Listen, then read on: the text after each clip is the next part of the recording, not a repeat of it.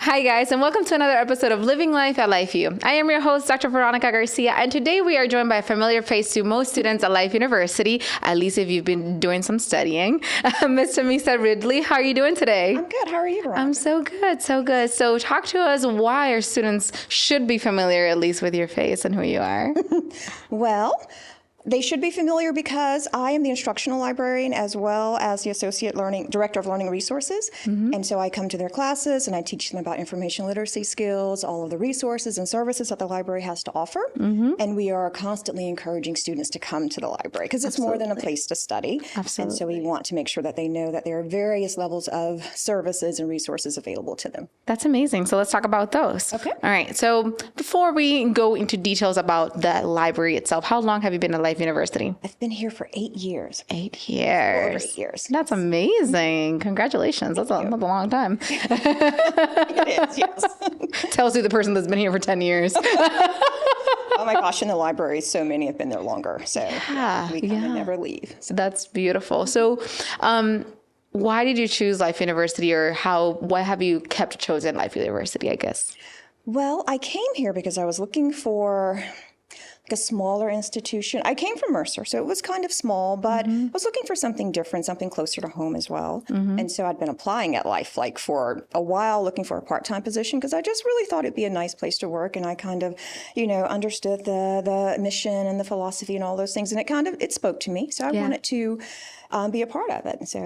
And I'm here because it's a good place to work. I love the environment. I love the flexibility that it offers, and I love what I'm doing. So I love teaching students about information literacy. So that's one of my favorite things about working here. That's amazing. And what exactly is information literacy? So information literacy in its simplest form is just basically students or whoever, the information user, understanding what their information need is. So whether that's for an assignment and you've been told to find peer-reviewed sources, or you've been told to use magazine articles, whatever the case may be, whatever your need is, and then understanding how to find it and then evaluate it for use to make sure that it's a good quality source. And then, of course, citing and attribution. So making sure we don't commit plagiarism in the end. That's amazing. That's such an important piece of it. Yes. And talk to me about some of those resources that the library provides. This is, honestly, if you haven't been on campus and you're listening in, I think the library is one of the most fabulous places on campus. I used to love it a lot. I used a lot of its resources, but I know that a lot has changed and a lot has evolved. What are some of those, I guess, snap bits that the library provides as resources for students? Well, I think one of the most popular things is going to be the study rooms, right? So students can come in, make a reservation, and they can use those study rooms for up to 6 hours per day. Nice. We still have those. And then we also have our anatomy models. Those will never go away because students will need those, so those are still available for students to use. But we also have Galileo, which stands for Georgia Library Learning Online, and it's a digital library. So it's where you go to access all your databases. All of our resources, our physical, like our databases and things like that, are available through Galileo. So that's your starting point to access those. So we have digital learning tools like anatomy.tv and Drawing to Know It if you're studying anatomy. We also have films on demand as well, which is a great resource depending on how you learn. You might want to watch a video. And I like that resource because it segments out the videos for you. So if you've got a topic, it'll show you where it starts in that video. You watch that 5 minutes versus watching maybe 50 minutes of the video. Wow. So that's a good resource to have as well. And faculty can use those, add quizzes to it. So that's another resource that we have, not just for students, but for the entire community. And then also we have Information Literacy Core, which is a information literacy tutorial. So students can go onto that site. They can go through it themselves, tutorials, quizzes, videos to really help them learn about information literacy skills. Faculty can also take it, embed it into their courses. It'll even grade it for you, and so it'll go right into your Blackboard course. So save them some time. That's really helpful if faculty cannot get us into their classes. They just don't have time for whatever the reason. That's another tool that they can use to ensure that students are getting the information they need.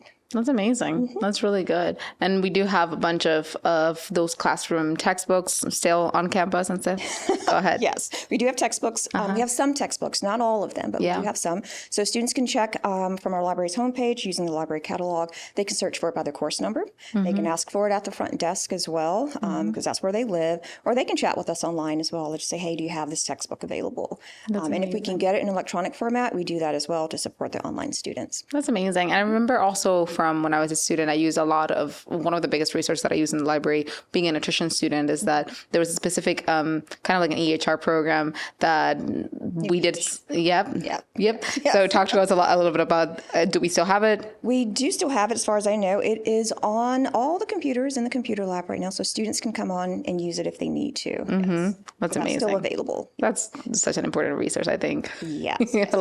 It allowed for a lot of the time from, classroom time to actually for us to be able to focus, get the work done, and continue with the experience of the learning piece of whether it was a patient or a client or whatnot. Yes. So it really helped a lot. So talk to me. You mentioned that you came from Mercer University. You're at I know you have experience with public institutions as well. What has been that transition, I guess, that change in between working for a smaller private institution to a bigger institution and whatnot?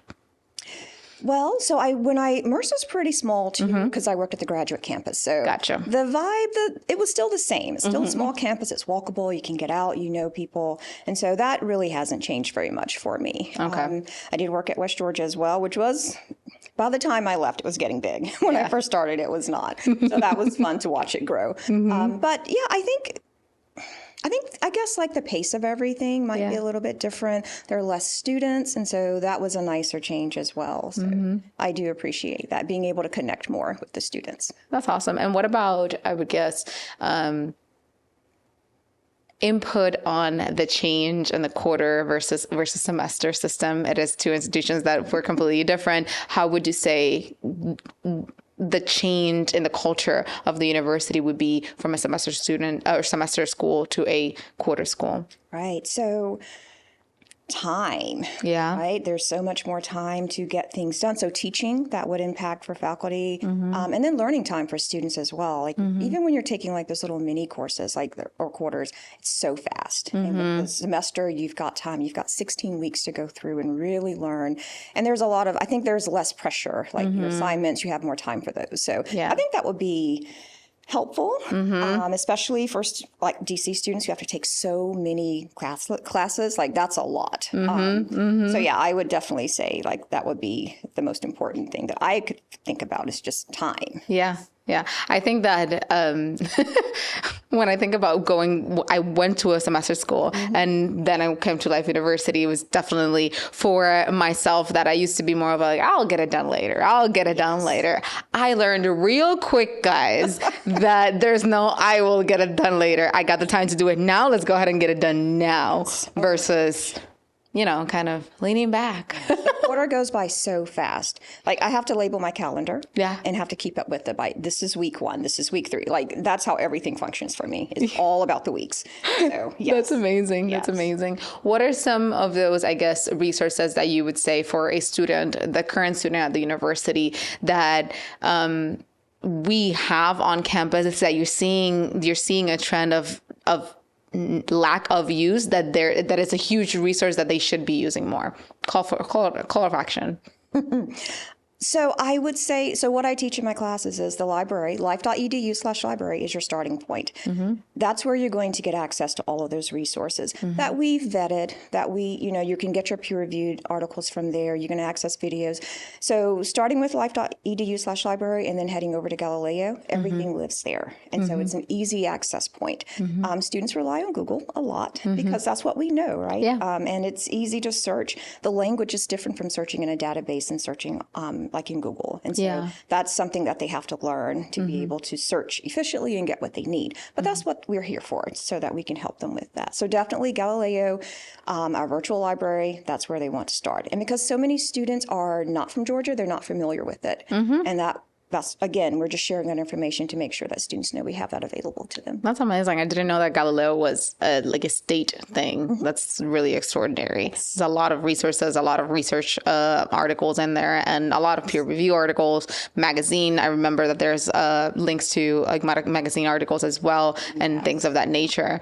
That's oh my gosh, yeah, there's so much stuff in there. Like if you need stats, you can find that. We've got Power Notes, which is a really good research tool for helping you organize your research. That's available through Galileo.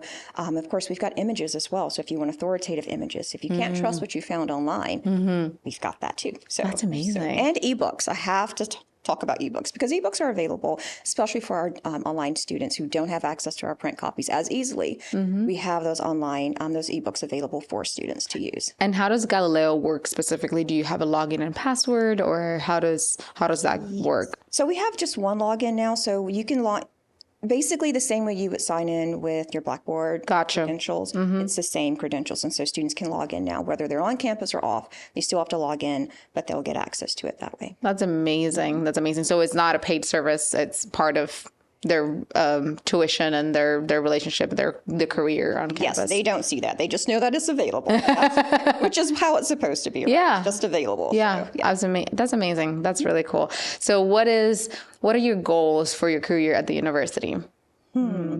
So right now I'm in school. So I'm working on my working on my doctorate in adult education. Amazing. So I am hoping at some point I'd like to teach, maybe do that as well, like teach a course. So I'm thinking about that. But then also, if I can at some point, right now I'm the associate director, so that's comfortable for where my life is right now. Yeah. So a few years down the road, I don't know if there's an opening, then that might be a consideration. So That's amazing. Congratulations. That's awesome. just got to get through school first. Yeah. Yeah. What year are you in? My gosh, I'm doing my doctoral program now. I have 6 classes left. Yay! Yes. Almost there. Almost there. Well, thank you so much for taking some time of your really busy schedule to chat with us and to let us know about what the library has to offer. It was one of my favorite places on campus. Just as a person that used to get really easily distracted, it was a place for me to be able to hone in and use those rooms specifically. I think we lived off of those rooms. It's everyone's favorite spot. Yeah, absolutely. So if you haven't checked out the library and you are on campus, please, please, please take your time, take your ID, come on to the library and use the resources that are available for you. Thank you so much again for spending some of those really busy minutes of your life with us. Congratulations on your upcoming doctoral program. I'm really excited for you. And here we go, guys. You heard it here first on Living Life at LifeU. Have a beautiful rest of your day. Thank you. You're welcome.